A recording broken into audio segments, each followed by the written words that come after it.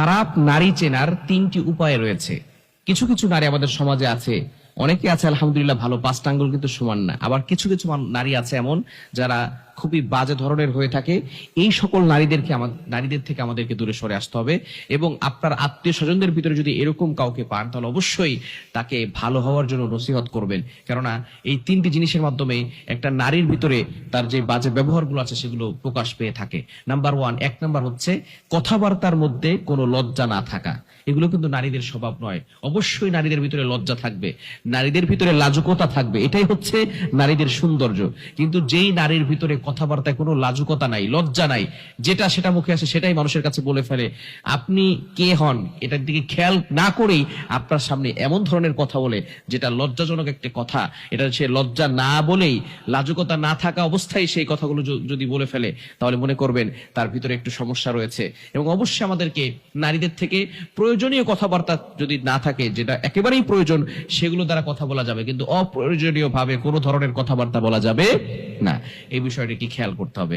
Number 2, দ্বিতীয় number হচ্ছে কথার মাধ্যমে অশ্লীলতা প্রকাশ পায়। প্রত্যেকটা কথায় গালিগালাজ থাকে, অথবা যৌনতা টেনে আনে এমন ধরনের কিছু কথা যদি কোনো নারী মানুষের কাছে বলে, তাহলে মনে করতে হবে তার ভিতরে খারাপতা রয়েছে। এটা হচ্ছে খারাপ নারীদের লক্ষণ। এগুলো থেকে যে সকল নারীরা থাকবে অবশ্যই তাদের থেকে দূরে সরে আসার চেষ্টা করবেন, আর নাহলে আপনিও কিন্তু গুনাহের ভিতরে ধাপিত হয়ে যেতে পারেন। এজন্য গুনাহ থেকে বাঁচতে হলে অবশ্যই আমাদেরকে এই বিষয়গুলো সতর্ক থাকতে হবে।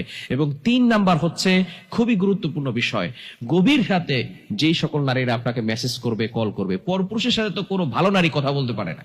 যে ভালো নারী সে কখনো পরপুরুষের সাথে কথা বলতে পারে না।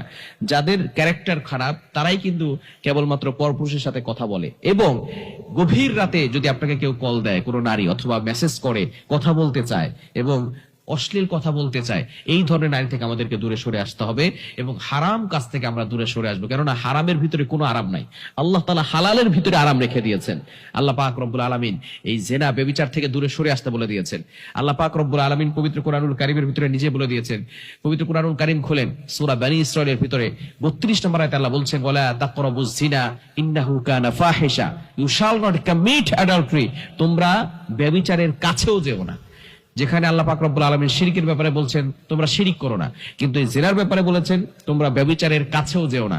সুতরাং এই ধরনের গুনাহ থেকে আমাদেরকে দূরে সরে আসতে হবে। এবং মেয়েদের সাথে কথা বলা, এই চোখে চোখে চোখাচোখি হওয়া, আস্তে আস্তে কথা বলতে থাকা, মেসেঞ্জারে নক দেওয়া, এরপর একটু কথা বলা, চ্যাটিং ডেটিং, আস্তে আস্তে করে গুনাহের দিকে ধাবিত হয়ে যায়। এজন্য অবশ্যই এই প্রথম ধাপ থেকেই আল্লাহ পাক রব্বুল আলামিন নিষেধ করে দিয়েছেন যে take care of your eyes, তোমার দৃষ্টিকে হেফাজত করো।